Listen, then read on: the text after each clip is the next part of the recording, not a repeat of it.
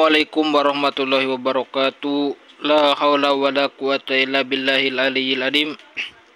Allahumma shalli ala sayyidina Muhammadin wa ala ali sayyidina Muhammad.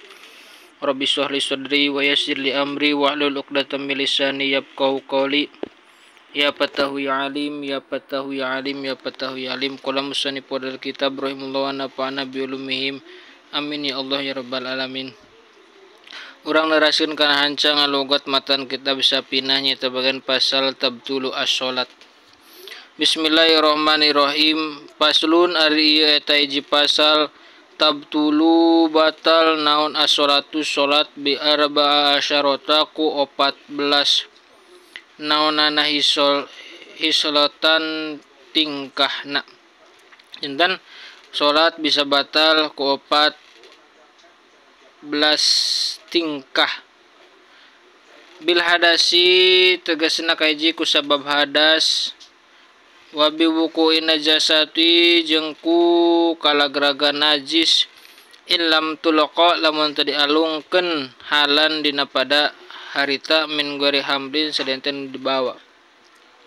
Nomor kadua ku kalagraga najis eta teh mata kabatalkeun salat lamun mah teu langsung dialungkeun najisna. Wan kisapil aurati jeung narima kabukana aurat ilam tustar lamun teu ditutupan halan dina pada harita. Nya kitu deui anu mata kabatalkeun kana salat teh nyaeta kabuka aurat lamun teu ditutupan dina pada harita. Lamun ditutupan dina pada harita mah teu batal ieu. Wanutki jeung ngomong biharpaini kana dua huruf au biharpin atawa anu sahuruf mufhimin anu mere paham amdan barina ngahajanya. Kitu deui ngomong ku dua huruf atawa sahuruf anu mere paham barina ngahaja eta teh matak ngabatalkeun kana salat. Wabil mubtiri jeung anu ngabatalkeun kana puasa amdan barina ngahaja. Wal akli jeung dahar al kasyiri anu loba nasian sanajan poho. Nya kitu deui anu perkara anu ngabatalkeun puasa barina ngahaja.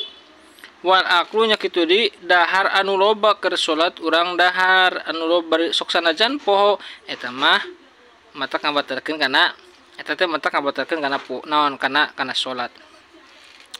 Wasalasati harokatin jeung tilu pirang-pirang usikan mutawaliyatin anu tuluy tilu kali usikan barina tuluy eta oge matak ngabatalkeun kana salat gitunya.